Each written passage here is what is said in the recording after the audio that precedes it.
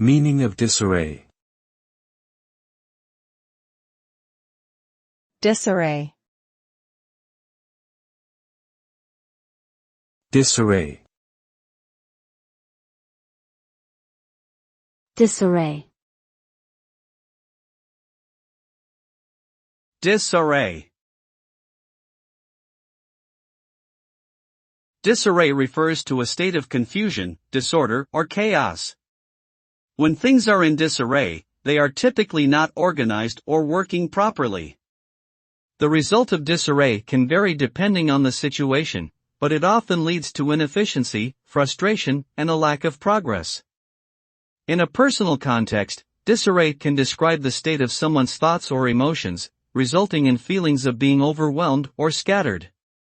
In a broader context, disarray can refer to political or societal instability, leading to uncertainty and unrest among the population.